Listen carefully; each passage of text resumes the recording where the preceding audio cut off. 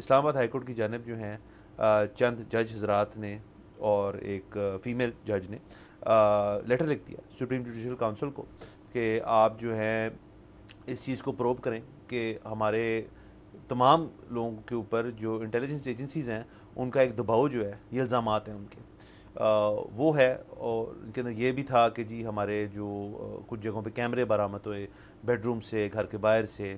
کچھ لوگوں نے یہ کہا کہ ہمارے جو گھر کے اہل خانہ ہیں ان کے اندر سے کچھ لوگوں کو اٹھا کے لے کے گئے، بھائی کسی کا، کسی اور کو، اور یہ سارے الزامات جو تھے سپریم جوڈیشل کونسل میں ایک خط کی صورت میں ان تک چلے گئے.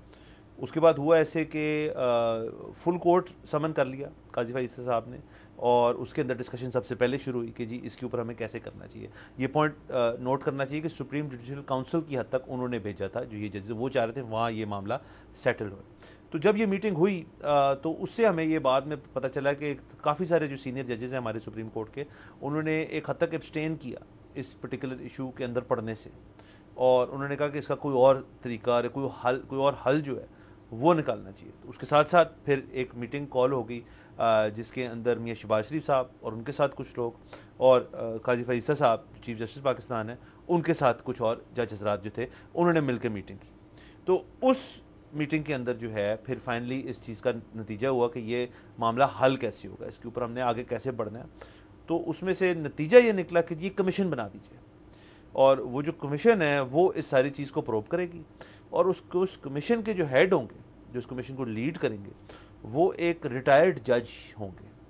سو یہ نقطہ بڑا امپورٹنٹ ہے انڈرسٹینڈ کرنا کہ ان ججز کا مطالبہ یہ تھا کہ سٹنگ کچھ ججز جو ہیں سپریم جوڈیشل کونسل کے توسط سے وہ اس چیز کو حل کریں، لیکن تمام سپریم کورٹ کے ججز، مطلب میجورٹی سپریم کورٹ ججز اور حکومت نے کہا کہ اس کی کمیشن بنا دی جائے. اچھا، اور اس کمیشن کے اندر ریٹائرڈ جج جو وہ کہہ رہے ہیں بڑی انٹیگریٹی والے جج ہونے چاہیے، جو اس کا کیونکہ معاملہ بڑا سنجیدہ ہے. تو کرتے کرتے پھر انہوں نے کہا جی اس کے جو ٹی او آرز ہوتے ہیں وہ بھی بنا دیے جائیں. تو ٹی او آرز کے اندر وہ سارے تو بہت زیادہ ہیں، لیکن وہ انٹرسٹنگ اس لیے وہ کہتے ہیں جی کمیشن جو ہے وہ فلی انویسٹیگیٹ کرے گا ایشو اس کا. اور دوسرا اس کے اندر یہ کہ آیا اس کے اندر جوڈیشل انٹرفیرنس تھی یا نہیں تھی. تیسری چیز اس کے لکھی تھی وہ بھی انٹرسٹنگ تھی، کمیشن جو ہے وہ کسی اور معاملے کو بھی انویسٹیگیٹ کر سکتا ہے. The commission can investigate any other matter. تو ظاہر ہم دونوں تو وکیل نہیں ہیں، کوئی وکیل شاید اس کی مزید تشریح کر سکتا ہے کہ اس کا کیا مطلب ہے. تو پھر ایونچولی کل کے روز ہمیں یہ پتہ چلا کہ ایکس چیف جسٹس پاکستان جو 2013 کا میرے خیال میں دورانیہ تھا، اس کے اندر تصدق حسین جیلانی صاحب جو بڑے اچھے جج ہیں، بڑے زبردست جج مانے جاتے ہیں، میرے خیال میں افتخار چودھری کے بعد آئے تھے، ہاں جی، ان کو جو ہے اس کمیشن کا ہیڈ بنا دیا گیا، اور یہ ان ٹی او آرز کی جگہ کو مد نظر رکھتے ہوئے آگے لے کے جائیں گے. ظاہر ہے اس کے اندر کیبنٹ اپروول بھی آنا تھا.